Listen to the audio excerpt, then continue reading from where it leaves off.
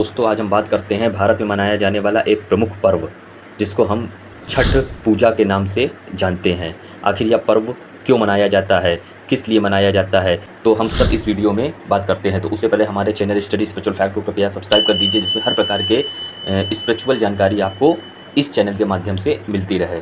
तो चलिए दोस्तों हम बात करते हैं छठ पूजा के बारे में। आगे छठ पूजा क्यों जो है कुछ राज्यों में मनाया जाता है और ये प्रकृति के प्रति जो है एक आभार व्यक्त करने का एक महान पर्व है। तो दोस्तों छठ पूजा का मुख्य रूप से सूर्य देव और छठ मैया को समर्पित है, जिसके पीछे कई मान्यताएं हैं। इस त्यौहार को संतान की प्राप्ति, सुख समृद्धि, परिवार की सुख शांति, अच्छे स्वास्थ्य, दीर्घायु और प्रकृति के प्रति अपना आभार व्यक्त करना, तो उसके कारण जो है छठ त्यौहार मनाया जाता है।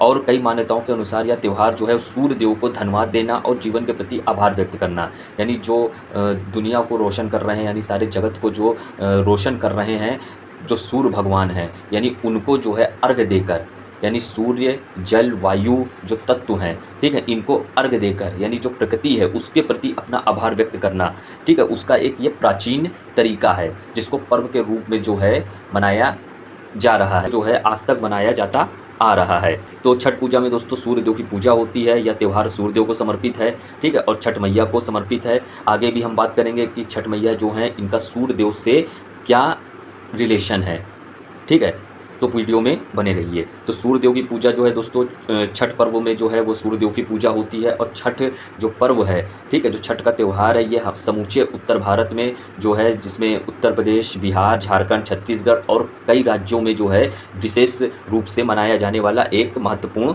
पर्व है।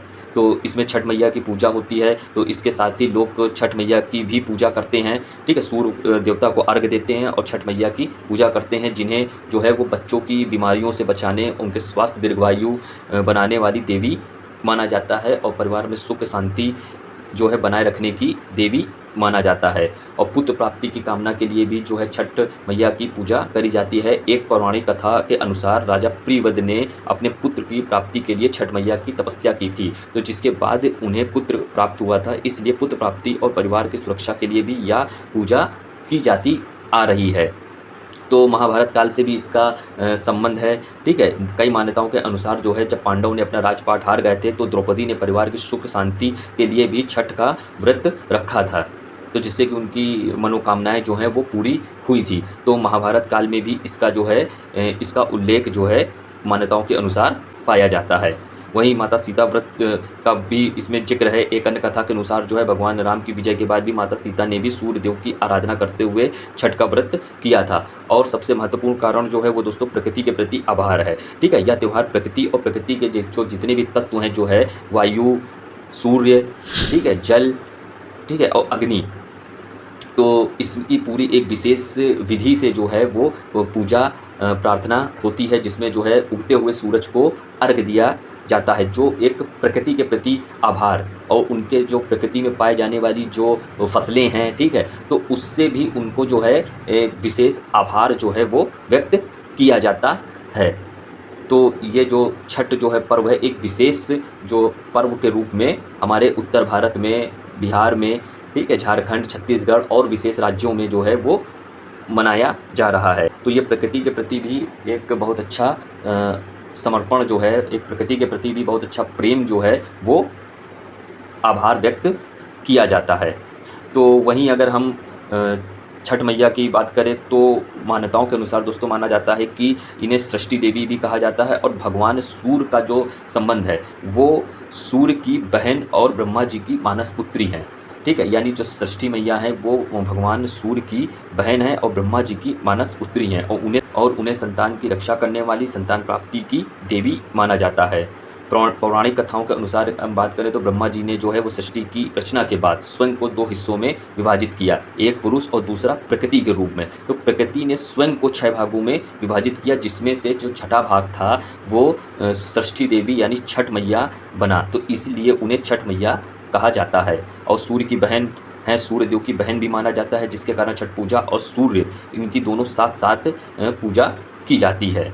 तो संतान रक्षक की ये देवी हैं। और एक अन्य संबंध की बात करें तो मान्यताओं के अनुसार दोस्तों माना जाता है कि इनका विवाह, जो छठ मैया जो थी, षष्ठी देवी थी, इनका जो विवाह था वो भगवान शिव के पुत्र जो कार्तिक हैं इनसे हुआ था, यानी कार्तिकेय से हुआ था। तो इसलिए इन्हें कार्तिकेय की पत्नी के नाम से भी जाना जाता है। तो दोस्तों आइए अब हम जान लेते हैं कि छठ पूजा के उपरांत आपको किस मंत्र का उच्चारण करना चाहिए, जिससे कि जो षष्ठी मैया हैं उनकी जो कृपा है, यानी जो मंत्रों की जो पावर है, यानी जो शक्ति है, उसका जो विशेष फल है, यानी जो पॉजिटिव एनर्जी है, वो आप तक पहुँचे।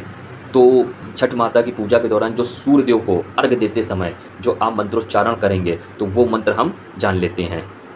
तो वो मंत्र है दोस्तों, ओम ऐं सूर्य सहस्त्रांशो तेजो राशि जगतपते। ओम ऐं सूर्य सहस्त्रांशो तेजो राशि जगतपते अनुकंपः मां भक्त्या गृह्णार्ध्य दिवाकरः। ओम ऐं सूर्य सहस्त्रांशो तेजो राशि जगतपते अनुकंपः मां भक्त्या गृह्णार्ध्य दिवाकरः। तो इस मंत्र का जो है आप उच्चारण कर सकते हैं। तो अब इस मंत्र का अगर हम अर्थ जानें, अर्थ है दोस्तों, ओम ऐं सूर्य सहस्त्रांशो तेजो राशि जगतपते, यानी कि हे 1000 किरणों वाले तेजोमय और संपूर्ण जगत के स्वामी सूर्यदेव, आइए अनुकंपः मां भक्त्या, आप मुझ पर कृपा करें और मुझ पर भक्तिपूर्वक अनुकंपा करें। गृह्णार्ध्य दिवाकरः, हे दिन को प्रकाशित करने वाले मेरे द्वारा दिए गए अर्घ को स्वीकार कीजिए।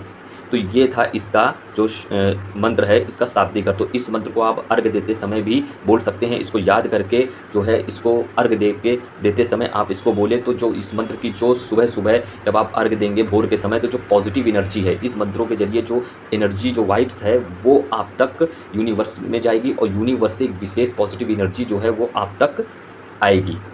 तो फिर हम इस मंत्र को अगर हम रिपीट करें तो ओम ऐं सूर्य सहस्त्रांशो तेजो राशि जगतपते अनुकंपः मां भक्त्या गृह्णार्ध्य दिवाकरः। वहीं दोस्तों ये त्यौहार जो है वो कार्तिक मास में मनाया जाने वाला एक विशेष पर्व है, जो कि दिवाली के आसपास ही जो है वो विशेष करके कार्तिक मास के शुक्ल पक्ष की षष्ठी पर मनाया जाने वाला एक विशेष पर्व है। तो ये था दोस्तों छठ पूजा के बारे में कुछ रोचक जानकारी। तो आई होप आपको वीडियो अच्छी लगी होगी। तो चैनल को लाइक करिए, शेयर करिए, सब्सक्राइब करिए। धन्यवाद।